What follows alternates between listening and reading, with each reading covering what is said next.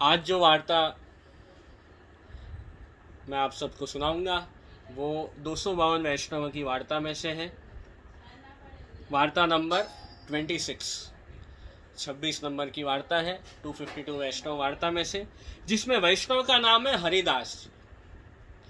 हरिदास जी मेड़ता के, राजस्थान में मेड़ता गांव है, वहां के रहने वाले हैं हरिदास जी। तो एक बार क्या हुआ, श्री गोसाई जी आप व्रज से द्वारका पधार रहे थे, तो रास्ते में मेड़ता गांव आया, वहां पे श्री गोसाई जी ने मुकाम किया और श्री गोसाई जी विराज रहे हैं, संध्या वंदन कर रहे थे। उस समय हरिदास जी वहां आए कुछ काम से और उनको श्री गोसाई जी के दर्शन हो गए। श्री गोसाई जी के दर्शन हुए, बहुत अलौकिक स्वरूप से श्री गोसाई जी ने उनको दर्शन दिए। तो उनको ये इच्छा हुई कि मैं श्री गोसाई जी का सेवक हो जाऊं, आप श्री की शरण में जाऊं। तो श्री गोसाई जी से विनती की कि महाराज कृपा करके मुझे अपना सेवक बनाइए, कृपा करके मुझे आप शरण में लीजिए, मैं आपका सेवक बनना चाहता हूं। तब श्री गोसाई जी ने उनको अष्टाक्षर मंत्र की दीक्षा दी, ब्रह्म संबंध दिया और फिर ठाकुर जी की सेवा उनको पधरा दी और सेवा कैसे करनी वो पूरा प्रकार भी उनको समझा दिया श्री गोसाई जी ने। और बहुत प्रेम से, बहुत भाव से हरिदास जी ठाकुर जी की सेवा करते। अब उनके गांव में, उनका जो गांव था मेड़ता, वहां के जो राजा थे उनका नाम था राजा जयमल जी। जयमल राजा थे। अब जयमल जी वो शिव जी के भक्त थे, शिव जी के उपासक थे और उनके गांव में राजा ने स्ट्रिक्ट ऑर्डर रखा था कि देखो मैं शिव जी का भक्त हूं, तो गांव में जो रहने वाले जितने भी लोग हैं उन सबको भी शिव जी को ही मानना है। ऐसे स्ट्रिक्ट ऑर्डर रख दिए राजा ने कि दूसरे किसी देव को कोई मान ही नहीं सकता है, मैं जैसा कहूं ऐसा ही करोगे सब, और सबको सिर्फ शिव जी के मंदिर में ही आना है, दर्शन करने हैं और शिव जी के ही व्रत करने हैं, दूसरे कोई व्रत नहीं करना। अब हरिदास जी तो वैष्णव हो गए, श्री गोसाई जी के सेवक हो गए, तो एकादशी व्रत करते और ठाकुर जी भगवान कृष्ण की सेवा करते और शिव जी के मंदिर में वैसे नहीं जाते दर्शन करने। तो ये बात किसी ने राजा के आगे कंप्लेन कर दी, राजा जयमल जी के आगे, कि देखो ये जो हरिदास जी गांव में रहते हैं वो तो वैष्णव हो गए हैं, श्री गोसाई जी के सेवक बन गए, एकादशी व्रत करते हैं, शिव जी के मंदिर में नहीं आते हैं, आप उनको कुछ कहिए, ऐसे कैसे कर रहे हैं। तो राजा जयमल जी ने कहा कि हाँ ठीक है, मैं उनको बुलाता हूँ।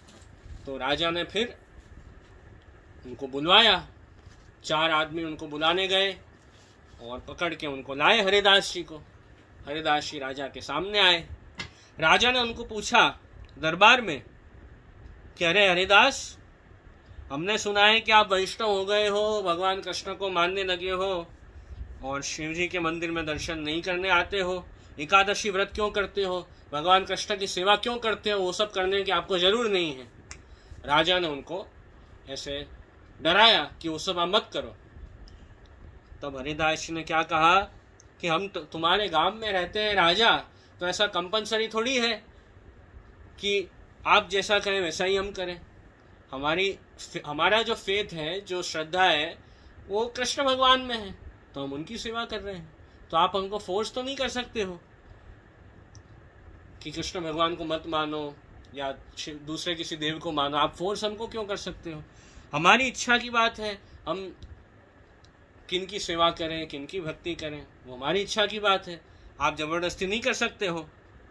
ऐसे उन्होंने मना किया। भले हरिदास जी ने जो राजा थे जयमल जी, उन्होंने उनके ऊपर बहुत उनको डराया, फिर भी हरिदास जी को कुछ फर्क नहीं पड़ा।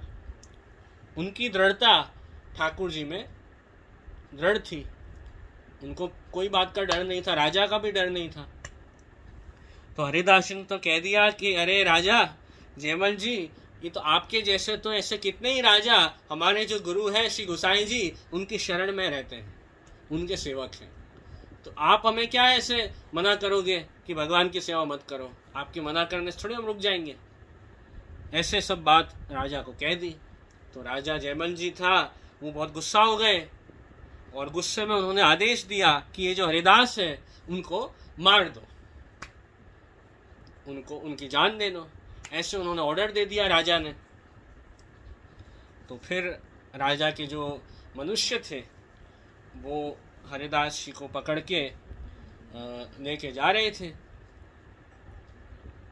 अब ये बात राजा के जो बहन थे उनको पता चली। अब राजा जयमल जी की जो बहन थे वो वैष्णव थे, श्री गोसाई जी के सेवक थे। तो उनको बात पता चली कि ये हरिदास जी जो वैष्णव हैं उनको मारने का आदेश ये मेरा जो भाई है राजा ने दिया है। तो उनको ये बात अच्छी नहीं लगी, कह रहे ये तो ठीक नहीं है, ऐसे थोड़ी वैष्णव को मारना चाहिए, ये गलत बात है। तो फिर राजा के बहन थे उन्होंने कुछ न कुछ करके हरिदास जी को छुड़वा दिया और उनका जो कक्ष था वहां पे वो ले आए उनको। तो राजा के जो बहन थे उन्होंने इस प्रकार हरिदास जी को बचा लिया। उनको ले जा रहे थे मारने, पर वहां से उनको वो पकड़ के ले गए और अपने कक्ष में उनको ले गए। अब ये बात जो राजा के मनुष्य थे उन्होंने जाके राजा को कह दिया कि आपके जो बहन है, हम मारने जा रहे थे हरिदास जी को, पर उन्होंने मारने नहीं दिया, बचा दिया बीच में से। तो वापस राजा जयमल जी बहुत गुस्सा हो गए और कहने लगे कि अरे ऐसे कैसे, मेरी जो बहन है वो मेरी बात नहीं मान रही है, उल्टा मेरा आदेश का अनादर कर रही है, तो सबसे पहले तो मैं बहन को ही मारूंगा, फिर हरिदास जी को मारूंगा। ऐसे कह के गुस्से में तलवार उठा के राजा जो जयमल जी हैं उनके बहन के कक्ष में आए और सब बात कही।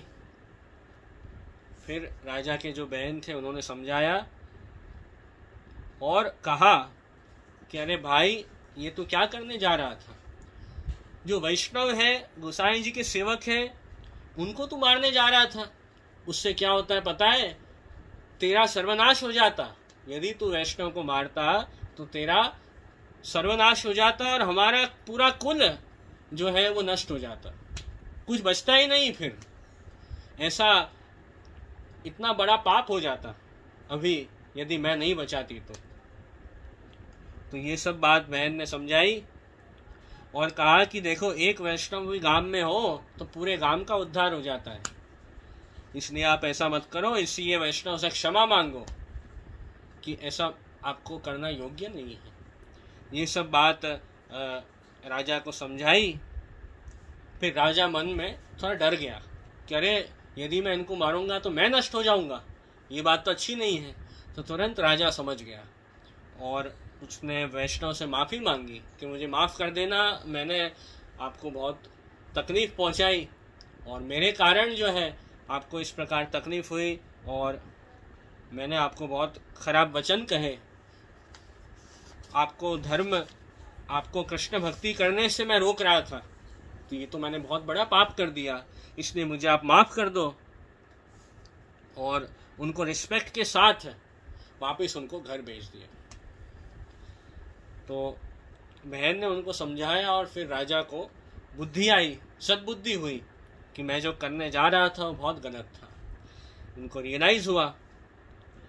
उनके राजा के बहन ने क्या समझाया कि ये वैष्णव तो श्री गोसाई जी के सेवक हैं और ये पूरे जगत के जो नाथ हैं भगवान कृष्ण, तीनों लोक के अधिपति, उनकी सेवा करते हैं, इसलिए इनको मारोगे तो इनका अपराध बहुत बड़ा अपराध हो जाएगा, इसलिए आप ऐसा मत करो। तो तुरंत राजा को बात समझ में आ गई और वो भी फिर उन्होंने वैष्णव को बहुत सम्मान के साथ घर वापस भेज दिया। तो ये बात आई। और ये जो राजा के बहन थे वो भी छुप छुप के वैष्णव हुए थे, क्योंकि राजा तो वैष्णव के विरोधी थे, इसलिए किसी को पता ना चले, इस प्रकार वो गोसाई जी के सेवक हो गए थे, राजा को भी खबर ना हो, इस ऐसे वो वैष्णव होके आ गए थे। तो ये सब बात हुई। फिर एक बार श्री गोसाई जी आप वापस ब्रज से द्वारका पधार रहे थे, रास्ते में मेड़ता गांव आया, तो गोसाई जी को जब ये सब बात पता चली कि राजा जयमल जी ने इस प्रकार वैष्णव का अपराध किया और वैष्णव के लिए ऐसे खराब शब्द कहे, वैष्णव को कृष्ण भक्ति करने से रोक रहा था, वैष्णव को मारने के लिए तैयार हुआ, तो गोसाई जी ने सोचा कि अब तो मुझे गांव में ही नहीं जाना है। तो श्री गोसाई जी अब द्वारका पधार रहे थे तो वो गांव की बॉर्डर छोड़ दी आपने और दूसरे रास्ते लेकर आप आगे पधारे। तो राजा के जो बहन थे उन्होंने बताया कि देख, तूने वैष्णव का अनादर किया, अपराध किया, उस कारण देख श्री गोसाई जी आज हमारे गांव में ही नहीं पधारे और दूर से ही निकल गए, इसलिए तूने ठीक नहीं किया है। अब तुम्हें श्री गोसाई जी के पास माफी मांगनी चाहिए, क्षमा मांगनी चाहिए। तो राजा को रियलाइज हुआ कि नहीं, ये गलत मैंने किया है बहुत। अब धीरे धीरे राजा को भी इच्छा हुई कि मैं भी श्री गोसाई जी का सेवक हो जाऊं, जैसे वैष्णव हुए हैं वैसे मुझे भी होना चाहिए। तो ये बात उनको रियलाइज हुई। अब विनती करूं कैसे श्री गोसाई जी के सामने? उन्होंने ऐसा मिसबिहेव किया था वैष्णव के साथ, तो उनको भी बहुत दुख हो रहा था कि मैं गोसाई जी के पास कैसे जाऊं। तो उन्होंने सोचा कि जब श्री गोसाई जी द्वारका से वापस ब्रज में पधारे तब मैं आप श्री को मेरे गांव में पधराऊंगा।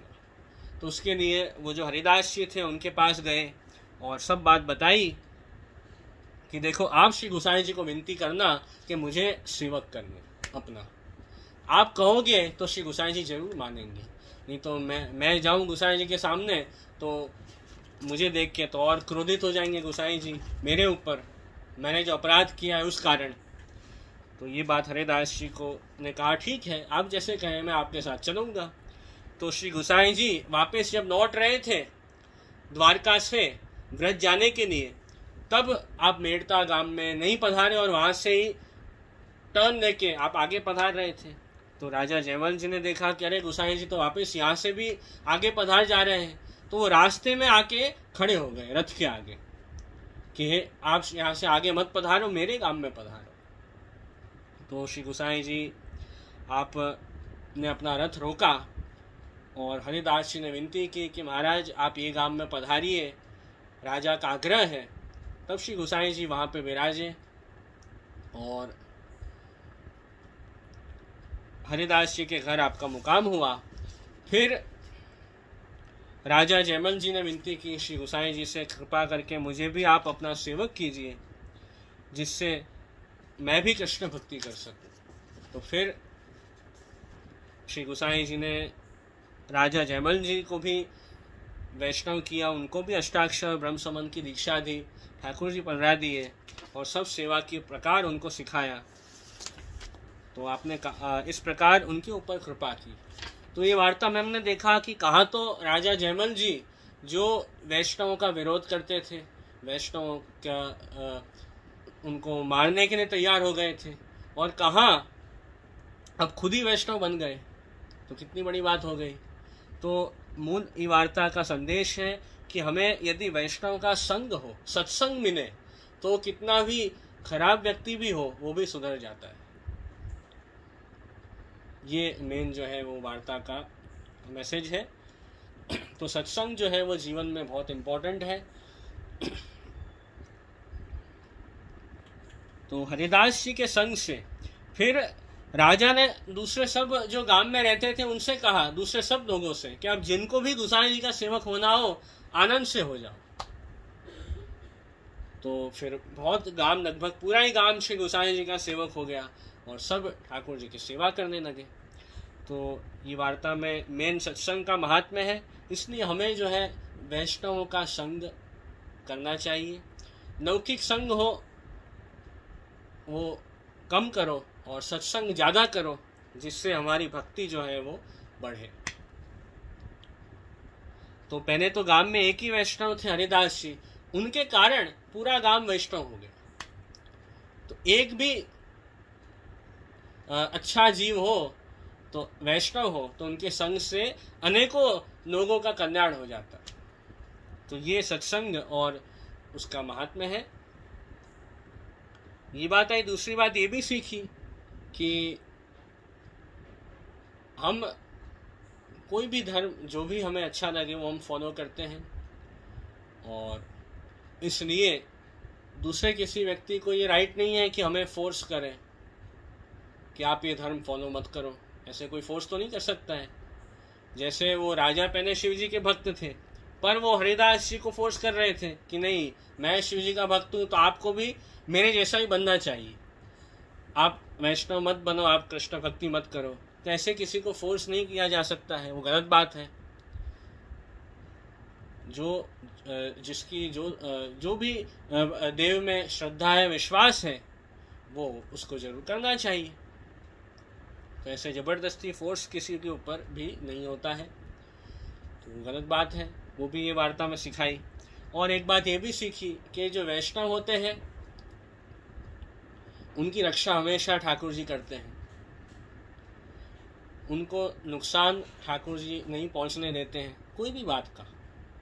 तो देखो, राजा ने तो ऑर्डर दे दिया था कि उनको मार दो हरिदास जी को पहले, पर वो वैष्णव है, श्री गोसाई जी के सेवक हैं, तो उससे क्या हुआ, ठाकुर जी ने उनकी रक्षा की और राजा के बहन ही वैष्णव निकले जिन्होंने उनको बचा लिया।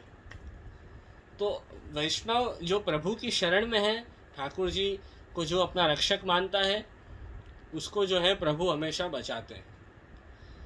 उसका बाल भी बांका होने ठाकुर जी नहीं देते हैं, यदि ठाकुर जी में, भगवान कृष्ण में दृढ़ विश्वास हो तो।